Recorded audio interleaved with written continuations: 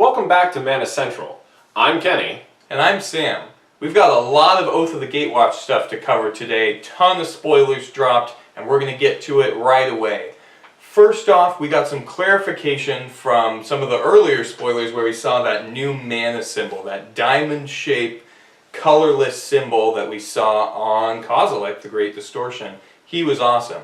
We got some clarification that that colorless symbol actually represents colorless mana. Now that number in that gray circle will specifically talk about generic mana. That can be mana of any color or colorless mana. Whereas anything with that new diamond color, that symbol, will mean colorless mana. That is the new colorless mana symbol, and we'll be referring to it as such throughout the rest of this video and hopefully throughout the rest of Magic. They're saying all future videos. Sure. Yeah, any cards, any artifacts or lands that produced colorless mana with a generic mana symbol, such as Soul Ring, for example, that you could tap for 2, will now be going forward. Diamonds. 2 of that colorless mana. Yeah.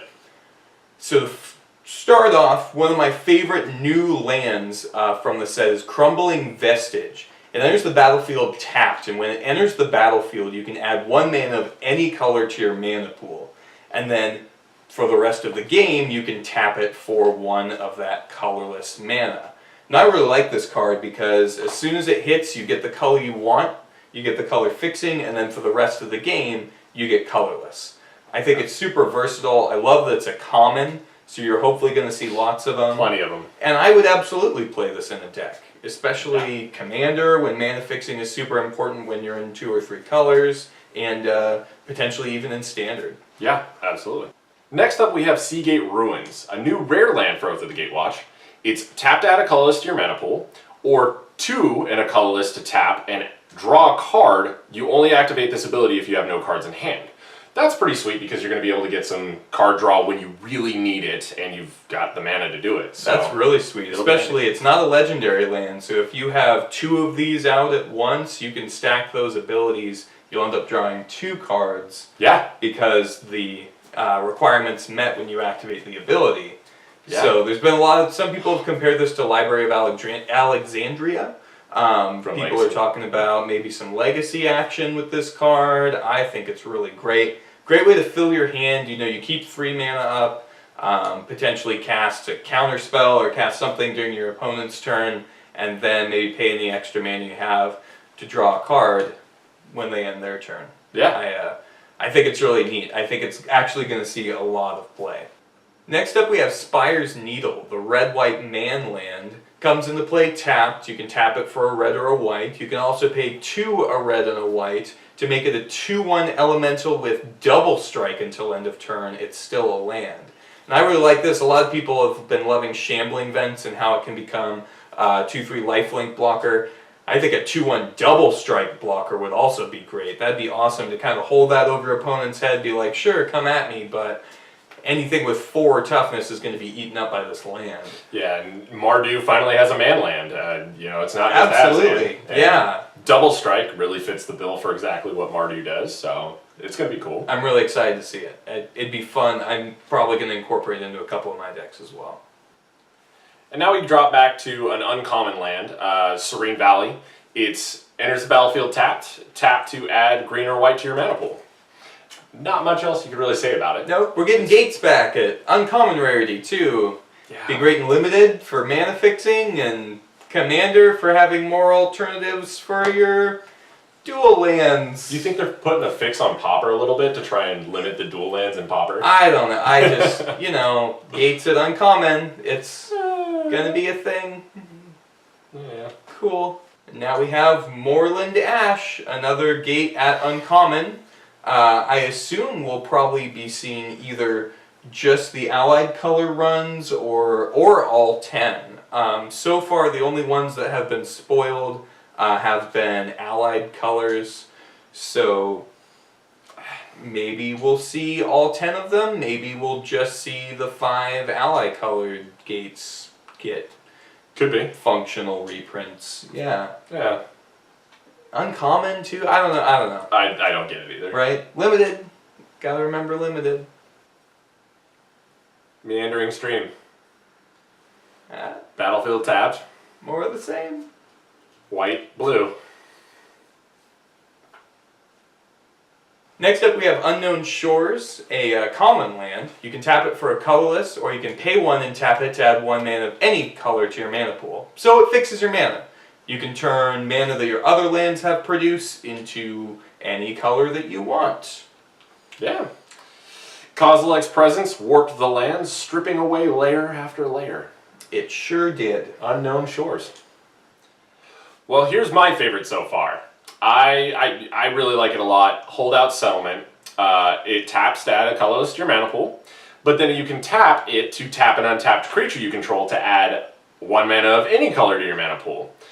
I personally think it's kind of great just for the versatility of it. It seems like it's something that kind of creates an Elvish Mystic out of anything but for any color, and it seems like a lot of fun to me. Okay, well, sure. That is Kenny's opinion. I, however, would just rather run the right color lands. I mean, it's nice, maybe in the token deck, if you've got a bunch of creatures that you don't mind locking down, but unless you're playing Rainbow and really need all 5 of those colors... Yeah, well, and you know, I look at it from... like a last resort kind of standpoint. You're tapping an untapped creature to make something else happen that needs to happen now as opposed to not happening at all. Sure. And I look at it the standpoint of you're tapping 2 permanents just to get 1 of your right color of mana. Maybe you should just be playing the right colors of mana in the first place. He's not wrong. And next we have Blighted Crossroads. It is, you can tap it to add a colorless to your mana pool, or you can pay 1 life and tap it to add 1 mana of any color to your mana pool. But you can only pay that mana to cast spells with Devoid. So we have a Devoid mana confluence, and would be great in those specifically Devoid Eldrazi decks. I will point out, however, that it's just spells that have Devoid, it's not colorless spells. So you can't pay this for your artifacts, you can't pay this for your big stompin' Eldrazi that you might want to cast that are colorless, which in that case you wouldn't need the specific colored mana. Right. But yeah, I don't know. It could see play in, you know, the red-blue Eldrazi or some other fun Devoid deck. Yeah, anything that's got a large amount of Devoid going on. Alright, and here we got another big one. This one's pretty cool. Mina and Den Wildborn. Two a red and a green to cast. It's a legendary creature, elf ally, 4/4, with you may play an additional land during each of your turns. So that in itself is going to be great for landfall. Absolutely. Wonderful for landfall. And then its second ability is a red-green, return a land you control to your hand, and target creature gains trample until end of turn. So you don't lose the land, really. You just bring it back, and something gets trample until end of turn. And you're guaranteeing that landfall next turn. Yeah. And it's an ally, so it fits into both landfall and ally builds. Yeah, it's a great combination. I feel like it has a lot of niches that can find its way into. I feel like it can slot itself into a lot of some of the existing archetypes. So It's going to be a really great card, especially for Teamer. yeah. It's going to be nice. Next we have what is possibly my favorite non-Planeswalker spoiler, Kozilek's Return. 2 and a red at instant speed with Devoid to deal 2 damage to each creature. Don't worry, whenever you cast an Eldrazi creature spell with converted mana cost 7 or more, you can exile this from your graveyard. If you do, it deals 5 damage to each creature. You can do this in the same turn. Let's say you have 10 mana, you drop the spell, you drop your creature, that's 5 more damage, that's 7 damage to all creatures that were there before your creature hit. It takes out every major player. We're talking Siege Rhino, Tasigur, Silumgar, I mean, whatever. It's a board wipe. It's phenomenal. And even if you don't do it in the same turn, even if you drop it Later. on, you know, let's say you do it on turn 3, you cast it, and then by the time you get to your big stuff, you get free 5 damage to all creatures. I mean, that's just awesome. It's great. And it deserves its mythic. I definitely think it deserves its mythic rarity. Even though we'd like to run 4 of these in each of our decks. I know. I hope it's inexpensive because I'm going to want to buy 4. And now we have Worldbreaker, another mythic. There's been so many mythics so far, and this is another great one. 6 in a forest for a 5/7 Eldrazi creature with Devoid and Reach. Now, when it comes onto the battlefield, you can exile target artifact, enchantment, or land. So that's really nice just for some quick removal there. And then its secondary ability is 2 and a colorless to return or sacrifice a land. And you can return Worldbreaker from your graveyard to your hand. So some inexpensive graveyard recursion. Yeah. And some great removal for some things that, you know, could be... Stuff that's upsetting you. You got some, you know, crappy enchantment on your hanger back. Retreat. You know, somebody... Any of the retreats, I really... Somebody silk wrapped your hanger back Yeah. and you're really upset about it. You can do something about it now. Unless they destroy your hanger back, because it's an artifact. No. Or exile it, I mean. But Yeah, I would not want to see it across the table. Hopefully Leave my they hanger mess backs up. alone. Next up we have Goblin Dark-Dwellers. 3 and 2 red for a 4/4 goblin with menace. And when it enters the battlefield, you may cast an instant or sorcery spell in your graveyard with converted mana cost 3 or less. When you do, that spell is exiled. Yeah. Great for, I mean, 5 mana is not bad for a 4/4 body with menace, plus you're getting a free copy of anything in your graveyard. It's super on color for red. Super on color for red, you throw that in, well, anything. Not even just standard. I mean, even in modern, like when you want to get those spells back and you want to be... Can you imagine Ruinous Path twice? Great, I'll take it. Once on your turn, cast this, and then exile that and kill another one of their creatures. I mean, absolutely. I can see that being pretty popular. Yeah, even in, like I would say, even in modern with some of the, even like a mono red like burn deck, if you want to recycle one of your lightning bolts or any of your pretty awesome spells that you've already used, yes please. Alright, here we have what you never want to have happen to you with an octopus. Crush of Tentacles. Where are those tentacles going? I don't want to know. It looks painful. 4 and 2 blue. 4 and 2 blue for a sorcery with Surge. Surge, we haven't seen Surge. No, new mechanic, and it looks to be fun. Yeah, 3 and 2 blue for the Surge cost, which is you may cast this spell for its Surge cost if you or a teammate has cast another spell this turn. First time we've seen teammate. Teammate in a while, yeah. So Two-Headed Giant is supposed to be pretty heavily focused on in pre-release and other events that they're going to do with this set. So that's cool to see. Yeah, so moving on to its ability, it's return all non-land permanents to their owner's hands. If Crush of Tentacles Surge cost was paid, put an 8/8 blue octopus creature token onto the battlefield. So... Excuse me, for 5 mana? I'm just going to return all your non-land permanents, and... I'm going to get this giant game-winning... Like, imagine this in any control deck. Blue, white, blue, Esper. I mean, if you cast just a cheap spell, and then cast this, because the Surge is you or a teammate, so you don't need a teammate to make this go off, and then you've got a win condition, and returning all their stuff, like... Yeah, and... it's gonna crush you. It's gonna crush you. I'm all on board for this card. Sweet Mythic.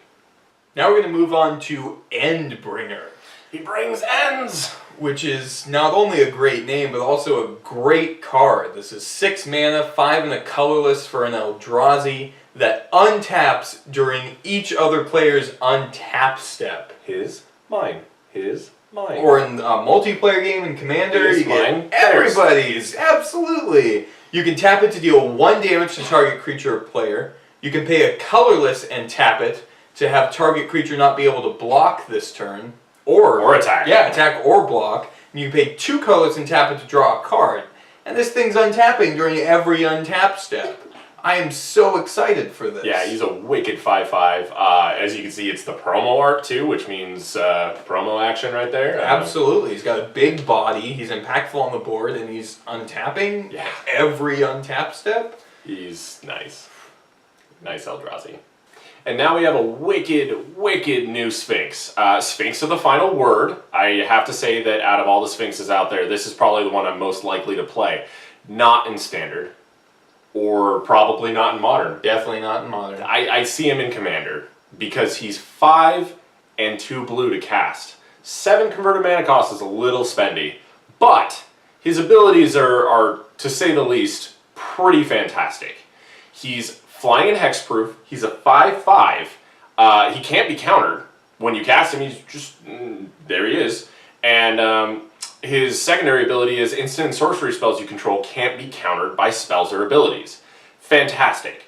It really does put kind of a halt on your opponents, I think. Sure. To the controllers, the people who control. For 7 mana. For 7 mana, So- which is why it's EDH. Okay.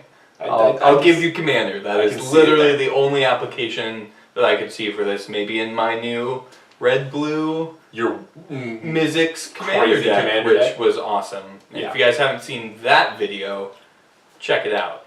But just to go along with the flavor of this, I mean, it makes sense with everything the card has to say, which is he answers questions as readily as he asks them, but the answer is always no.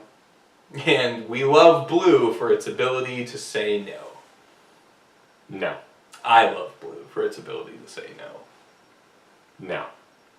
Now we have another one of the more wicked mythics in this set so far. Kalitas, Traitor of Ghet. 2 and 2 swamps for a 3/4 with lifelink. It is a legendary creature, so legendary. Potential commander. Yeah, definitely a potential commander. Vampire Warrior. I think I said lifelink already. If a non-token creature an opponent controls would die, exile that card and put a 2/2 zombie creature token onto the battlefield. So that's pretty cool because you're going to start getting some creatures out on the battlefield based on your opponent's loss. And it prevents them from filling their graveyard for shenanigans like Delve or those black-green sacrifice decks that like to bring things back. Yeah, like it's going to hinder recursion altogether. I mean, just that exile alone is pretty nice. And then its second ability is 2 and a black for sacrifice another vampire or zombie. Put 2 1/1 counters on Kalitas, Traitor of Ghet, which is awesome because that's 2 permanent +1/+1 counters. It's not until end of turn. It's yeah. So if your first ability triggers, you can sacrifice your token that you get from their creature dying. Yeah. And it would take a few turns for it to be let's say do the ability once and it becomes 5/6. Do it again. It becomes a 7/8. Yeah. So. Just keeps growing. Yeah, after a couple times. I don't really know if there's a place for it in Standard, maybe in that white-black warrior deck, because it is a warrior. Yep. It is a vampire. It is but a warrior. it needs those vampires and zombies to sacrifice. So I just don't feel like right now, in the current Standard environment, maybe once Shadows over Innistrad comes out and we potentially get way more vampires and zombies, fingers crossed. Yeah, I could see a better place for it. But right now I'm feeling like there isn't really a niche it could fill in the existing meta.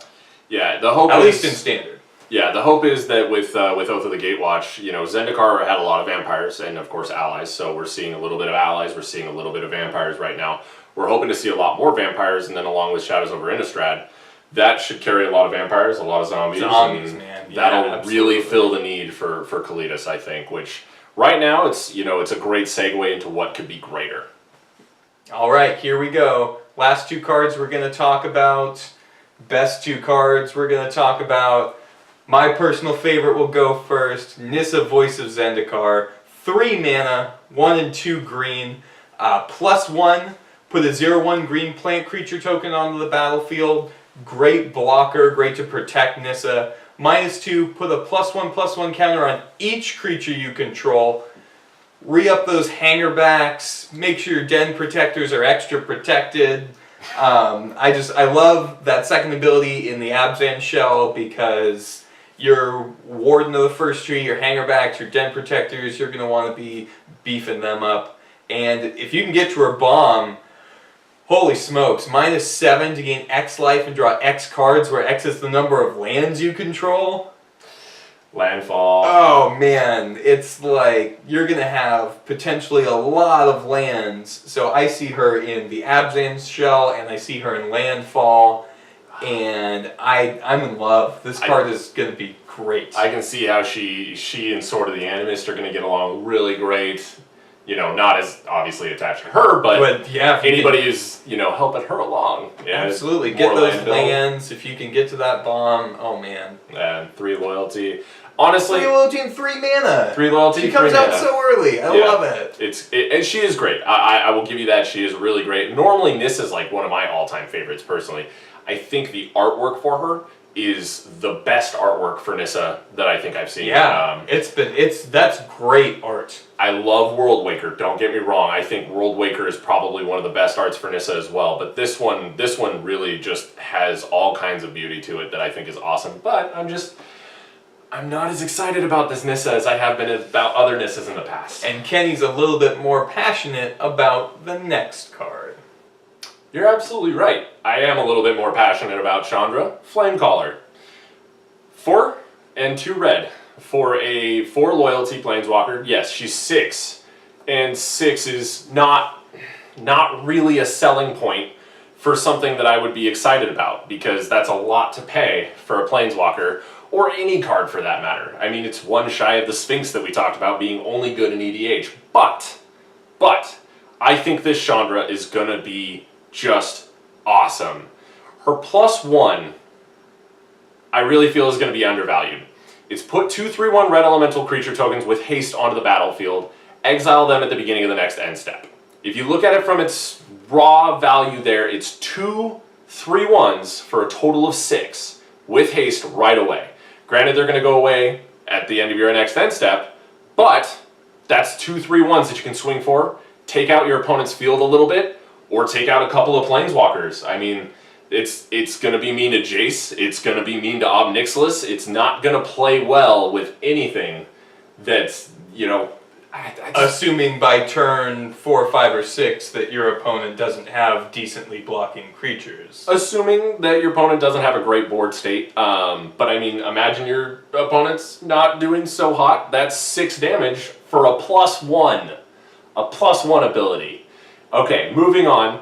Her 0, I think, is a little bit undervalued as well. I don't know which 0. The 0 is probably my favorite part about the card. I'm not as on board as Kenny. I really want to like the card. I think it does have some applications. I'm just not super in love with it because I'm all about the CMC being low. When you get to 6, I mean, I'm like, no thanks. So for 0, you can discard all cards in your hand, then draw that many cards +1. So guaranteed, if you're out of a hand, you're going to be drawing a card for absolutely nothing. Like, you're paying nothing to do it.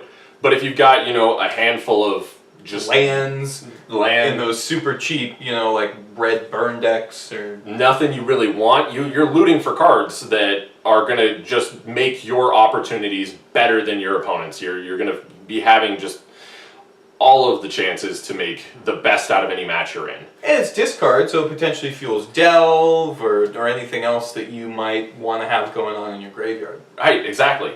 And then finally, her -X.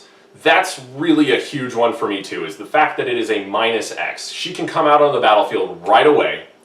Chandra Flamecaller deals X damage to each creature.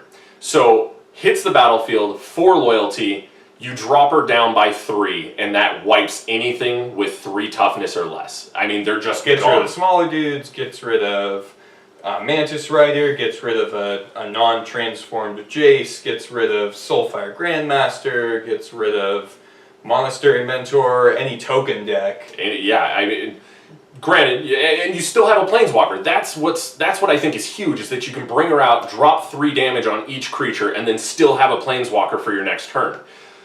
Now, or if you want to go really crazy, you drop her for 4 and just take out potentially everybody else's crazy stuff. Yeah, I mean, she's not a huge match for Siege Rhino. She's not a huge match for Tasigur, and she's definitely vulnerable to Silumgar. I mean, Dragonlord Silumgar take over target Planeswalker.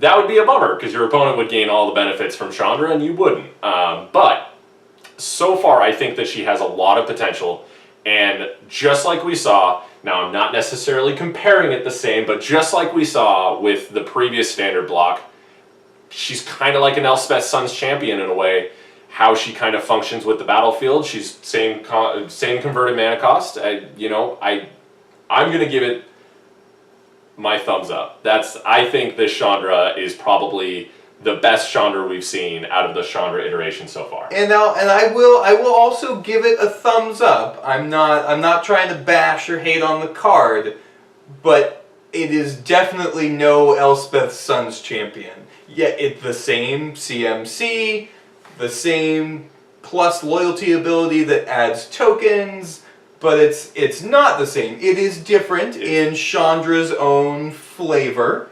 Flame way. But those tokens aren't permanent. They go away at the end of your turn, so they have absolutely no value for blocking or protecting Chandra if she's potentially the only thing you have out. I see her as a major win more card, whereas Elspeth to me was great in pretty much any situation. Fair enough. But this is Chandra Flamecaller. Alright, thank you for joining us today for some of these awesome spoilers. I know there were a lot to go over, and we still have more coming. We didn't even touch the expeditions, so if you guys want to see those, be sure to check them out, because there were several that were spoiled, some with some pretty awesome card art. Yeah. So don't forget to subscribe for more updates from us, like the video if you like what we do, and leave us a comment if you'd like to leave suggestions about what you'd like to see in future videos. And even leave us some comments about, what you thought of the video that you just saw, and what you think of the cards that we're going to be experiencing in Oath of the Gatewatch. Yeah, let's talk about them. Yeah, please. All right, have a good one, guys. We'll see you next week.